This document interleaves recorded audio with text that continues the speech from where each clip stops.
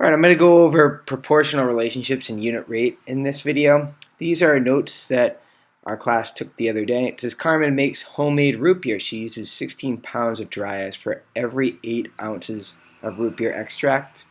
Fill in the table below based on Carmen's recipe. So it's very important to consider the units. It says 8 ounces of root beer right here, and that also shows up in the chart. So anytime there's 8 ounces of root beer, it says right here there are 16 pounds of dry ice. Now, if we lowered the amount of root beer, if we divided the root beer by 4, it makes sense that we'd also divide the dry ice by 4. So we'd have 4 pounds of dry ice. And if you didn't have any root beer extract, it doesn't really make sense to have any dry ice either. It means you're probably not making the recipe. So the pattern happens to be if we multiply the ounces of root beer by 2, we end up with the amount of dry ice. You notice how 8 times 2 is 16, 2 times 2 is 4, even 0 times 0 is 0. So this would mean that the amount of root beer extract needed would be 1, and it's 1 ounce. And then there would be 2 pounds of dry ice for that. And then this right here is a little bit tricky, but since I'm dividing by 2 to get from dry ice to the root beer, right? 4 divided by 2 is 2, 2 divided by 2 is 1, 16 divided by 2 is 8. I would divide 5 by 2, and that equals 2.5 or 2 5/10. So is this a proportional relationship, and how do you know? I'm multiplying by the same number every single time. Anytime that happens and I end up getting the value back accurately, that is a proportional relationship. The big thing that I try to notice is just go through the origin. Is the point 0, 0 in the table, or is it on the graph? If it is, that is definitely a proportional relationship. So I would say yes, because it goes through the point 0, 0. I think that's the easiest way to explain it. There are other ways, the fact that I'm multiplying by 2 every single time. But let's go with that. Proportional means you're going through the origin. All right, so we've got that same scenario going on. You can see we're comparing dry ice to root beer extract. We've got the chart figured out, and now they want an equation. As soon as you see this word, the first thing I do, because the first 4 letters are EQUA, I make an equal sign. And we're comparing root beer extract, which we called X, to dry ice, which we called Y. So I'm going to use, somehow I'm going to compare X and Y. So X equals Y is what I have so far. I'm not done, because the only time X and Y are truly equal to one another is that first instance where if we don't have any root beer, we don't have any dry ice. But you can see what we ended up saying was if we multiply the root beer extract, and I know this is ounces and pounds, but so it's very important to keep in mind those units as you're doing this. But 1 ounce of root beer extract leads to 2 pounds of dry ice.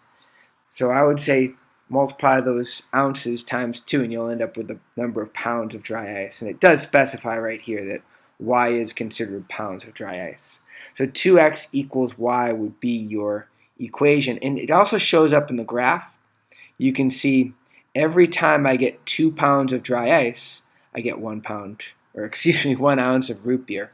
2 pounds, 1 ounce, and I didn't do the best job creating this graph. You see that little inaccuracy right there, but you get the general idea. 2 pounds of dry ice is equivalent to 1 ounce of root beer. One more for you. Doug is pouring cement in his backyard. The patio is 100 square feet. The cement comes out of the truck at a constant rate. It is currently 11 a.m. and he has poured 75 square feet of concrete in the last 3 hours. The key phrase here is constant rate.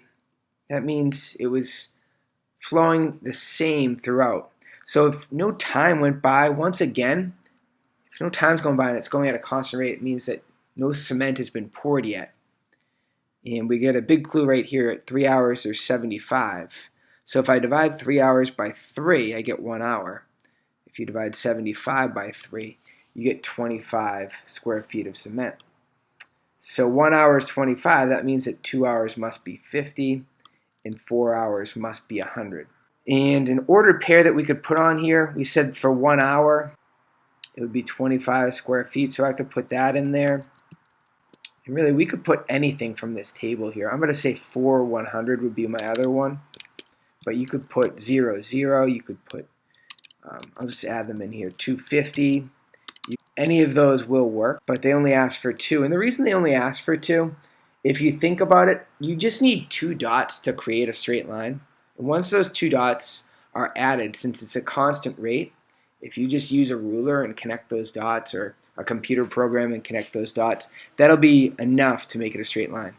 So this question says, what is the unit rate? And that word unit is singular, meaning it's 1.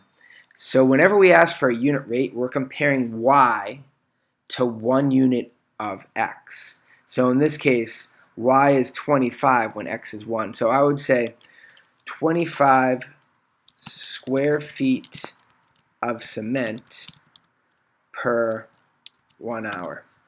Or you could just say per hour. What equation describes this?